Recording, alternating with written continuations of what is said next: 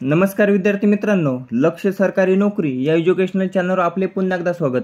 मित्रांनो, आज आपण बघा पोलीस भरती 2024 साठी अतिशय महत्त्वाचे बघा सराव प्रश्नसंच घेऊन आलो, जे परीक्षेच्या दृष्टिकोनातून बघा अतिशय महत्त्वाचे असणार आहेत। आजचा आपला पाठ आहे बघा 27वा। या पाठमध्ये आपण 2023 ला जे काही मागे पोलीस भरती झाली बघा, त्या पोलीस भरतीमध्ये ज्या पद्धतीचे प्रश्न आपल्याला विचारण्यात आले होते त्याच पद्धतीचे प्रश्न बघा आपण आज व्हिडिओमध्ये कव्हर करणार आहोत। जर चॅनलवर नवीन असाल तर चॅनलला सबस्क्राइब करून घ्यायचं आहे, जेणेकरून बघा तुम्हाला नवीन नवीन प्रश्न बघा पाहायला मिळणार आहेत। पहिलाच प्रश्न बघा अतिशय महत्त्वाचा प्रश्न आहे, परीक्षेमध्ये बघा विचारला जाऊ शकतो। आयएमपी प्रश्न असा आहे बघा, तर भारतीय निवडणूक आयोगाने बघा राष्ट्रीय दिव्यांग आयकॉन म्हणून कोणाची निवड केली आहे। आता सध्या बघा भारतामध्ये निवडणूक आहे बघा पार पडल्यात, कितव्या तर 18व्या लोकसभेसाठी बघा भारतामध्ये निवडणूक ह्या पार पडल्या आहेत आणि त्याच अनुषंगाने बघा हा प्रश्न बघा अतिशय महत्त्वाचा आहे। काय प्रश्न आहे? भारतीय निवडणूक आयोगाने राष्ट्रीय दिव्यांग आयकॉन बघा कोणाची निवड केली आहे, ज्याचं उत्तर आहे बघा पर्याय क शीतल देवी। तर शीतल देवी यांची बघा भारतीय निवडणूक आयोगाने राष्ट्रीय दिव्यांग आयकॉन म्हणून बघा निवड केली आहे।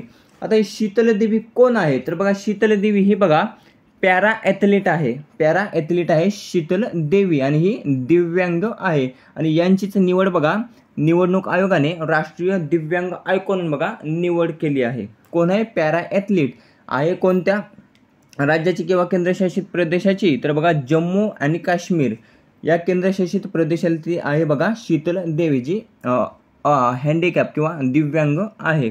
कोण आहे? Para athlete. आणि यांनाच बघा 2023चा जो काही अर्जुन पुरस्कार आहे बघा, तर तो यांना प्रदान करण्यात आला होता शीतल देवी यांना। कोणता? तर 2023चा अर्जुन पुरस्कार। पाहूया पुढचा प्रश्न। दुसरा प्रश्न बघा, चर्चेत असणारी ऑल आईज ऑन रफाह ही मोहीम किंवा ट्रेंड हा बघा कोणत्या घटनेशी संबंधित आहे? बघा सध्या बघा फेसबुक, इंस्टाग्राम आणि यूट्यूब या तिन्ही माध्यमांवर बघा ऑल आईज ऑन रफाह ही मोहीम बघा सध्या सुरू आहे। तर ती बघा कोणत्या घटनेशी संबंधित आहे असा प्रश्न आहे बघा परीक्षेमध्ये विचारला जाऊ शकतो। तर बघा पर्याय ब इस्रायल हमास सध्या चालू घडामोडीचा विषय आहे। तर बघा इस्रायल आणि हमास या दोन देशात जो काही युद्ध सध्या सुरू आहे, तर बघा त्या घटनेशी संबंधित आहे बघा ऑल आईज ऑन रफाह ही मोहीम। हा बघा सध्या खूप ट्रेंडिंग विषय बनला आहे, कारण बघा मागच्या काही 7-8 महिन्यांपासून बघा इस्रायल आणि हमास या दोन देशांदरम्यान बघा युद्ध सुरू आहे।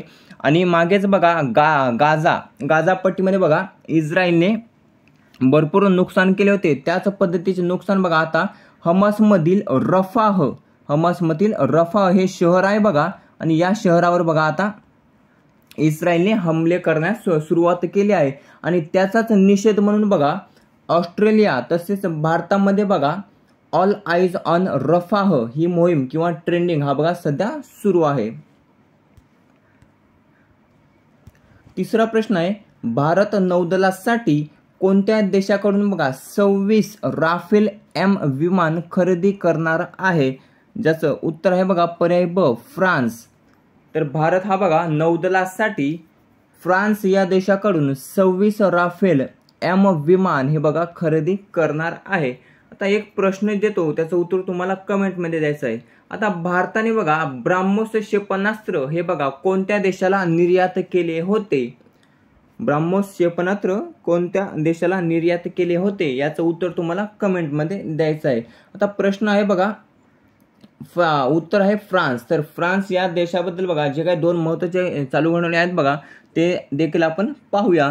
तर पहिले आहे बघा, तर फ्रान्स या देशाचे पहिले समलिंगी तसेच सर्वात तरुण पंतप्रधान कोण बनले? तर बघा गॅब्रियल अटल हे बघा फ्रान्स या देशाचे पहिले समलिंगी तसेच बघा सर्वात तरुण पंतप्रधान बनलेले आहेत। त्यानंतर दुसरा प्रश्न कोणता बनतो फ्रान्सबद्दल?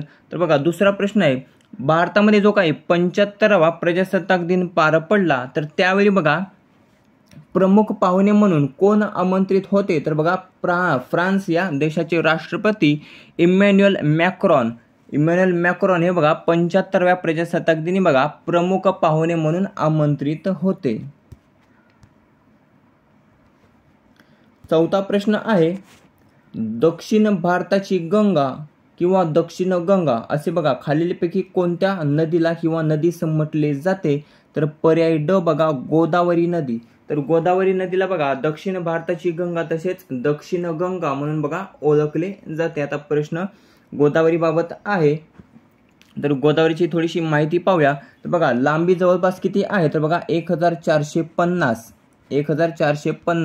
किलोमीटर एवढी बघा लांबी आहे गोदावरी नदीची. तिचा उगम होतो बघा नाशिक जवळ, महाराष्ट्रातील नाशिक जवळ तिचा उगम होतो. कोठे तर त्र्यंबकेश्वर या ठिकाणी बघा गोदावरी नदीचा उगम होतो. त्यानंतर बघा महाराष्ट्रातील सर्वात लांब नदी जर विचार केला तर बघा गोदावरी नदी. महाराष्ट्रातील सर्वात लांब नदी कोणती तर बघा गोदावरी नदी ही महाराष्ट्रातील सर्वात लांब नदी आहे. तिचा उगम होतो बघा नाशिक येथील त्र्यंबकेश्वर या ठिकाणी आणि शेवट होतो बघा बंगालच्या उपसागरात. कोणत्या समुद्रास मिळते बघा तर ती आंध्र प्रदेशमधून बघा बंगालच्या उपसागरास ती जाऊन मिळते. आता या नदीवर गोदावरी नदीवर आहे, तर गोदावरी नदीवर धरण कोणते आहे तर बघा जायकवाडी धरण छत्रपती संभाजीनगर जिल्ह्यामध्ये बघा पैठण या ठिकाणी आहे बघा हे जायकवाडी धरण. आणि हे कोणत्या नदीवर आहे तर बघा गोदावरी नदीवर आहे. पाचवा प्रश्न आहे, राधानगरी हे धरण खालीलपैकी कोणत्या जिल्ह्यामध्ये आहे. ज्याचं उत्तर आहे बघा पर्याय अ कोल्हापूर या जिल्ह्यामध्ये बघा राधानगरी धरण. कोल्हापूर जिल्हा कशासाठी ओळखला जातो तर बघा कुस्तीपटूंचे शहर म्हणून बघा कोल्हापूर हा जिल्हा ओळखला जातो. आणि याच कोल्हापूरमध्ये बघा हे प्रसिद्ध राधानगरी हे धरण हे बघा त्या जिल्ह्यामध्ये आहे. आता हे कोल्हापूर जिल्ह्यामध्ये आहे राधानगरी धरण, तर कोणत्या नदीवर बांधण्यात आले तर बघा भोगावती नदीवर बघा हे धरण बांधण्यात आले आहे राधानगरी धरण. आता पर्याय आहेत बघा, तर पर्याय देखील पाहूया. तर बघा कोयना तिथे ऑप्शन असेल बघा सातारा. कोयना चुकून राहिलं तर सातारा जिल्ह्यामध्ये बघा कोणते धरण आहे तर बघा कोयना धरण आहे. आणि कोणत्या नदीवर बांधण्यात आले तर बघा कोयनाच नदीवर बांधण्यात आलेले आहे. पुणे या जिल्ह्यामध्ये कोणते धरण आहे तर बघा खडकवासला हे धरण आहे पुणे जिल्ह्यामध्ये. कोणत्या नदीवर बांधण्यात आले आहे तर मुठा नदीवर ते बांधण्यात आलेले आहे. आणि आपण मगाशी पाहिलं छत्रपती संभाजीनगर ज्याचं पूर्वीचं नाव होतं बघा औरंगाबाद, तर छत्रपती संभाजीनगर या जिल्ह्यामध्ये बघा कोणते धरण आहे तर जायकवाडी धरण हे आहे बघा. आणि ते कोणत्या नदीवर बांधण्यात आले आहे तर गोदावरी नदीवर बांधण्यात आलेले आहे. पुढचा प्रश्न आहे, 6वा प्रश्न आहे, भारताने खालीलपैकी कोणत्या वर्षी ICC T20 वर्ल्ड कप हा बघा जिंकला होता तर पर्याय क 2007 साली. 2011 साली एकदिवसीय ODI विश्वकप जिंकला होता, त्यासाठी कन्फ्यूज होऊ नका. T20 वर्ल्ड कप जिंकला होता बघा 2007 साली.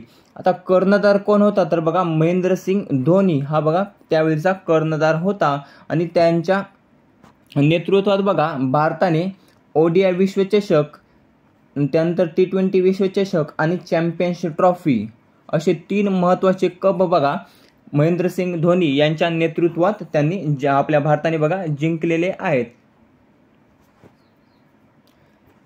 कोणत्या साली जिंकला होता तर 2007 साली. आवृत्ती किती होती तर बघा पहिलीच आवृत्ती होती. म्हणजेच T20 वर्ल्ड कप कोणत्या वर्षी सुरू झाला तर बघा 2007 साली. आणि पहिल्याच वर्षी भारताने बघा ICC T20 वर्ल्ड कप हा 2007 साली जिंकला होता. त्यावेळी कर्णधार होता बघा महेंद्रसिंग धोनी.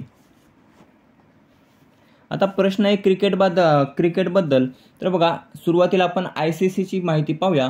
तर ICCचे मुख्यालय आहे बघा दुबई या ठिकाणी बघा ICCचे मुख्यालय. आता दुबई कोणत्या ठिकाणी आहे तर UAE या देशामध्ये आहे बघा दुबई. आणि याच ठिकाणी ICCचे मुख्यालय आहे, ज्याची स्थापना झाली होती बघा 15 जून 1909 साली त्याची स्थापना झाली होती. ICCचे सध्याचे अध्यक्ष आहेत बघा Greg Barclay.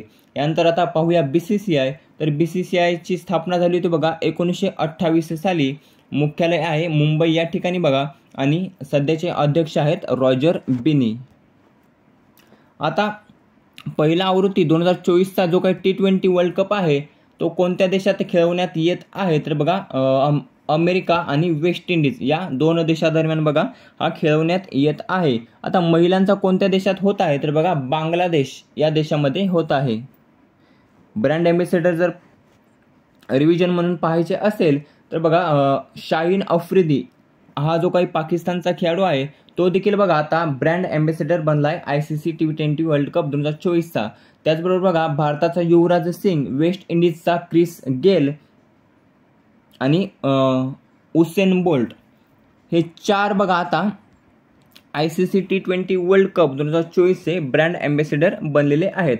Usain bolt, Chris Gayle, Shaheen Afridi आणि युवराज सिंग. पुढचा 7वा प्रश्न आहे 1844 मध्ये मानव धर्म सभेची स्थापना कोणी केली होती? पर्याय ब बघा दादोबा पांडुरंग तोरखडकर यांनी बघा 1844 मध्ये मानव धर्म सभेची स्थापना केली होती. पुढचा 8वा प्रश्न आहे खालीलपैकी वेगळी जोडी ओळखा. ज्याचं उत्तर आहे बघा पर्याय क गोवा पणजी. गोवा पणजी ही बघा वेगळी जोडी आहे कारण हा बघा गोवा हे राज्य आहे आणि बाकीचे जे काही आहेत बघा ते सर्व केंद्रशासित प्रदेश आहेत. आता अंदमान ह्याची राजधानी बघा पोर्ट ब्लेअर परंतु ते केंद्रशासित प्रदेश आहे.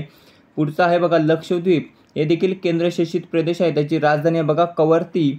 लडाख हे देखील केंद्रशासित प्रदेश आहे, त्याची राजधानी बघा लेह कारगिल. आणि राहिला ऑप्शन गोवा, तर गोवा हे बघा राज्य आहे आणि त्याची राजधानी आहे बघा पणजी. भारतामध्ये सध्या केंद्रशासित प्रदेश किती आहेत तर बघा 8 केंद्रशासित प्रदेश आहेत आणि राज्य आहेत बघा 28. पुढचा 9वा प्रश्न आहे भारताने कोणत्या देशातील चाबहार बंदर 10 वर्षांसाठी बघा भाडे तत्वावर घेतलेले आहे? आता पर्याय ब इराण. इराण या देशातील बघा चाबहार बंदर हे बघा 10 वर्षांसाठी बघा भारताने भाडे तत्वावर घेतलेले आहे. 10वा प्रश्न आहे महाराष्ट्रातील पुणे जिल्ह्यातील तालुक्यांची संख्या किती आहे? ज्याचं उत्तर आहे बघा पर्याय क 14. तर महाराष्ट्रातील पुणे जिल्ह्यातील एकूण तालुक्यांची संख्या किती आहे तर 14 तालुक्यांची संख्या आहे. हा प्रश्न का घेतला तर बघा पुणे जिल्ह्यातील जो काही वेल्हे तालुका आहे बघा त्याचं नामकरण करण्यात आलेले आहे आणि आता त्याचं नामकरण काय झाले आहे तर बघा राजगड असे बघा त्याचे नामकरण करण्यात आले आहे आणि हा बघा सध्याचा चर्चेचा विषय आहे. त्यासाठी हा प्रश्न घेतला आहे की महाराष्ट्रातील पुणे जिल्ह्यातील तालुक्यांची संख्या किती तर 14 तालुक्यांची संख्या आहे. ज्या आता त्यामध्ये एक वेल्हे तालुका होता त्याचं नामकरण झालंय बघा राजगड. आता थोडीशी डीप माहिती म्हणून पाहूया तर महाराष्ट्रामध्ये बघा सध्या किती तालुके किती आहेत तर 358. महाराष्ट्रामध्ये सध्या 358 तालुके आहेत. जिल्हे आहेत बघा 36. 358 तालुके, जिल्हे आहेत 36. आता सर्वात जास्त तालुके कोणत्या जिल्ह्यामध्ये आहेत तर बघा 2 जिल्ह्यात असे ज्यामध्ये बघा समसमान आहेत तालुके, तर ते कोणते तर बघा यवतमाळ व नांदेड. यवतमाळ व नांदेड या दोन्ही जिल्ह्यांमध्ये बघा समसमान म्हणजेच 16 तालुके आहेत. सर्वाधिक तालुक्यांची संख्या किती तर 16 जे बघा यवतमाळ आणि नांदेड जिल्ह्यामध्ये आहेत. आता सर्वात कमी तालुके कोणत्या जिल्ह्यामध्ये आहेत तर बघा धुळे या जिल्ह्यामध्ये सर्वात कमी तालुके आहेत, त्याची संख्या आहे बघा 4. 4 जिल्हे हे बघा 4 तालुके आहेत धुळे जिल्ह्यामध्ये.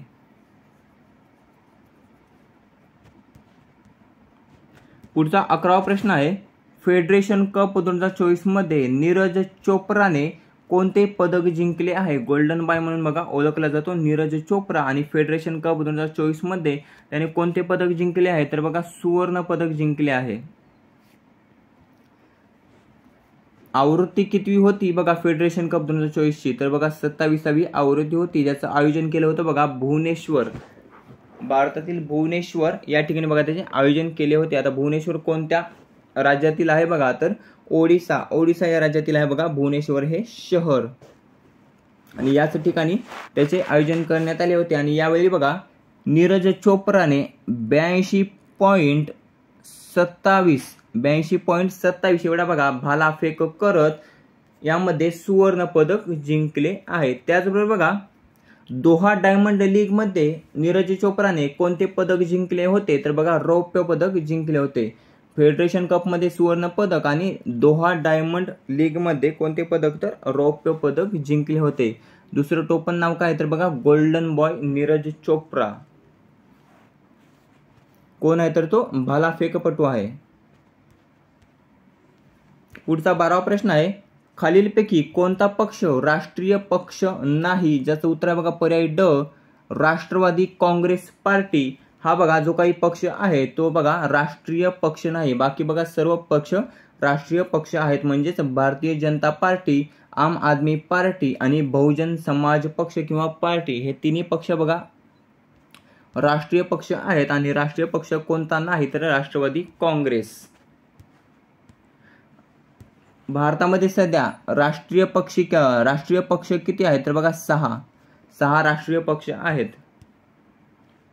13वा प्रश्न आहे उस्ताद बिस्मिल्ला खान हे बघा कोणत्या वाद्याशी संबंधित आहेत.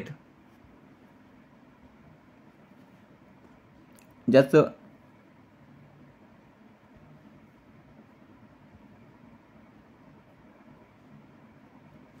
उत्तर आहे बघा पर्याय ब शहनाई. तर उस्ताद बिस्मिल्ला खान हे बघा शहनाई या वाद्याशी संबंधित आहेत.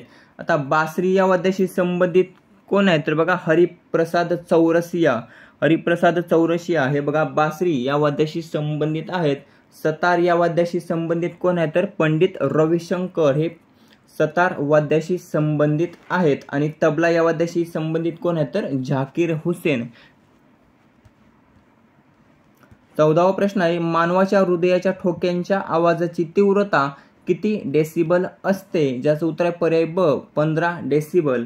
तर मानवाच्या हृदयाच्या ठोक्यांची आवाजाची तीव्रता हे बघा 15 डेसिबल एवढी असते. आता इथे एक प्रश्न बनतो तर बघा आवाजाची तीव्रता मोजण्याचे एकक कोणते. ज्याचं उत्तर आहे बघा डेसिबल या एककामध्ये बघा आवाजाची तीव्रता बघा मोजली जाते. पुढचा प्रश्न आहे 2011च्या जनगणनेनुसार महाराष्ट्रातील सर्वाधिक लोकसंख्येचा जिल्हा कोणता. ज्याचं उत्तर आहे बघा पर्याय ड ठाणे हा जिल्हा बघा 2011च्या जनगणनेनुसार बघा महाराष्ट्रातील सर्वाधिक लोकसंख्येचा जिल्हा आहे. सर्वात कमी आहे बघा सिंधुदुर्ग. आता शेवटची जनगणना कोणत्या वर्षी झाली होती तर बघा 2011 साली झाली होती. त्यानंतर आतापर्यंत बघा जनगणना ही पार पडली नाही. आता जनगणना दर किती वर्षांनी होते तर बघा दर 10 वर्षांनी पार पडते. 2011 नंतर आतापर्यंत पार पडली नाही. पुढचा 16वा प्रश्न आहे खालीलपैकी भारतातील पहिले AI शहर कोणते. ज्याचं उत्तर आहे पर्याय अ लखनौ उत्तर प्रदेश हे बघा भारतातील पहिले AI शहर आहे.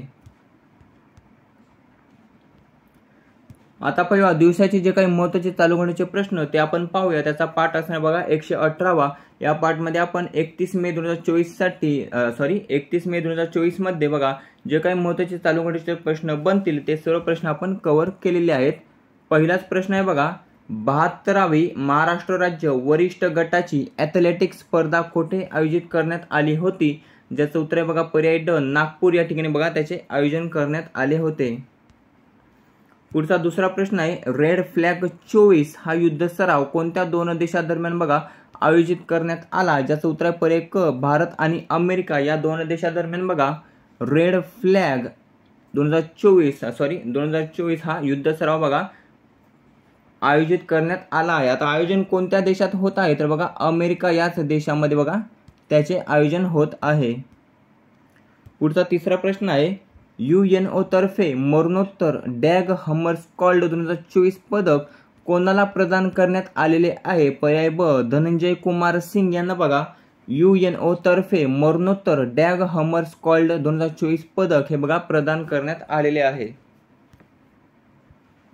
चौथा प्रश्न आहे खालीलपैकी कोण पुन्हा एकदा बघा जगातील सर्वात श्रीमंत व्यक्ती बनलेले आहे. तर पर्याय क इलॉन मस्क हे बघा पुन्हा एकदा जगातील सर्वात श्रीमंत व्यक्ती बनले आहेत. अगोदर कोण होते तर बर्नार्ड एर्नॉल्ड हे बघा अगोदर सर्वात श्रीमंत व्यक्ती होते. त्यानंतर आता बघा इलॉन मस्क हे पुन्हा एकदा जगातील सर्वात श्रीमंत व्यक्ती बनलेले आहेत. मित्रांनो, हे जे काही श्रीमंत व्यक्तींची यादी आहे बघा ती प्रत्येक वेळी बघा बदलत असते, त्यासाठी कन्फ्यूज होऊ नका आणि सतर्क राहा. आता हे झालं जगाचा विचार केला तर सर्वात श्रीमंत व्यक्ती बनले आहेत बघा इलॉन मस्क. आता आशियातील सर्वात श्रीमंत व्यक्ती कोण बनले आहेत तर बघा गौतम अदानी. गौतम अदानी हे बघा आशियातील सर्वात श्रीमंत व्यक्ती बनले आहेत. पुढचा 5वा प्रश्न आहे, जागतिक तंबाखू विरोधी दिन कोणत्या दिवशी साजरा करण्यात येतो? ज्याचं उत्तर बघा पर्याय 31 मे. IMP प्रश्न आहे, परीक्षेमध्ये बघा भरपूर वेळा विचारण्यात आलेला आहे. तर जागतिक तंबाखू विरोधी दिन बघा 31 मे रोजी बघा साजरा करण्यात येतो. आता याची थीम काय आहे 2024ची जागतिक तंबाखू विरोधी दिनची? तर बघा थीम आहे protecting children from tobacco industries interference. याची हे बघा थीम आहे. आणि 1988 साली बघा जागतिक आरोग्य संघटनेने बघा पहिला तंबाखू विरोधी दिन बघा साजरा केला होता 1988 साली. 6वा प्रश्न आहे, कोणत्या देशाची 2024-2026 वर्षासाठी म्हणजेच 2 वर्षासाठी 2024 ते 2026 या 2 वर्षासाठी बघा कोलंबो प्रक्रियेच्या अध्यक्षपदी बघा निवड झाली आहे? ज्याचं उत्तर बघा पर्याय आपल्या भारताची बघा 2024 ते 2026 या 2 वर्षासाठी बघा कोलंबो प्रक्रियेच्या अध्यक्षपदी बघा निवड झालेली आहे. आता ही कोलंबो प्रक्रिया नक्की काय आहे ते आपण पाहूया. तर बघा दक्षिण व आग्नेय आशियातील स्थलांतरित कामगारांच्या हक्कांचे संरक्षण करण्यासाठी बघा या कोलंबो प्रक्रियेची स्थापना करण्यात आली होती. आता ती कोणत्या वर्षी करण्यात आली होती तर 2003 साली बघा याची स्थापना करण्यात आली होती. सध्याचे सदस्य देश किती आहेत तर बघा 12 देश आहेत यामध्ये सध्या. पुढचा 7वा प्रश्न आहे, sustainability champion editor choice award कोणत्या कंपनीला प्रदान केला आहे? ज्याचं उत्तर आहे बघा पर्याय REC लिमिटेड या कंपनीला बघा सस्टेनेबिलिटी चॅम्पियन एडिटर चॉईस अवॉर्डने बघा सन्मानित करण्यात आलेले आहे. पुढचा 8वा प्रश्न आहे, कोणत्या ठिकाणच्या अंतराळ स्टार्टअप अग्निकुल कॉस्मॉसने श्रीहरिकोटा येथील प्रक्षेपण केंद्रातून बघा 3D प्रिंटेड रॉकेटची यशस्वी चाचणी घेतली आहे? ज्याचं उत्तर बघा पर्याय चेन्नई. तर चेन्नई या ठिकाणच्या अंतराळ स्टार्टअप अग्निकुल कॉस्मॉसने बघा श्रीहरिकोटा प्रश्न विचारला जाऊ शकतो. तर श्रीहरिकोटा येथील बघा प्रक्षेपण केंद्रातून 3D प्रिंटेड रॉकेटची यशस्वी चाचणी घेतली आहे. कोणत्या ठिकाणची ही संस्था आहे तर बघा चेन्नई या ठिकाणची संस्था आहे. कोणती तर स्टार्टअप अग्निकुल कॉस्मॉस. आता कोठून प्रक्षेपण केले आहे तर बघा श्रीहरिकोटा येथून त्याचे प्रक्षेपण केले आहे. आता कशाचे केले आहे तर 3D प्रिंटेड रॉकेटचे यशस्वी चाचणी घेतली आहे. आणि हे बघा जगातील पहिले 3D प्रिंटेड रॉकेट आहे बघा ज्याची यशस्वी चाचणी घेण्यात आलेली आहे. आता हे 3D प्रिंटेड रॉकेट किती वजन वाहून नेण्याची क्षमता ठेवते तर बघा 300 किलोग्राम एवढे वजन वाहून नेण्याची क्षमता हे बघा ठेवते. आणि त्यानंतर जगातील पहिल्या 3D प्रिंटेड रॉकेटचे नाव काय आहे तर बघा अग्निबाण शॉर्टेड 01 अग्निबाण शॉर्टेड 01 असे बघा याचे नाव आहे. त्यानंतर 3D स्टार्टअप अग्निकुल कॉस्मॉस ही बघा रॉकेटची यशस्वी चाचणी घेणारी भारतातील बघा दुसरी खाजगी संस्था ठरली आहे. त्यानंतरचा मोठा महत्त्वाचा पॉईंट आहे. तर स्टार्टअप अग्निकुल कॉस्मॉस ही बघा रॉकेटची यशस्वी चाचणी घेणारी भारतातील दुसरी खाजगी संस्था ठरली आहे. मित्रांनो, अशा प्रकारे महत्त्वाचे 25 प्रश्न आपण बघा जीकेचे तसेच चालू घडामोडीचे पाहिलेले आहेत, जे परीक्षेच्या दृष्टिकोनातून अतिशय महत्त्वाचे असणार आहेत. तरी तुम्हाला व्हिडिओ कसा वाटला ते कमेंट करून नक्की सांगायचे आहे. व्हिडिओ आवडला असेल तर मित्रांसोबत शेअर करायला आणि चॅनलला सबस्क्राईब करायला विसरायचं नाही. भेटूया पुढच्या व्हिडिओमध्ये. धन्यवाद.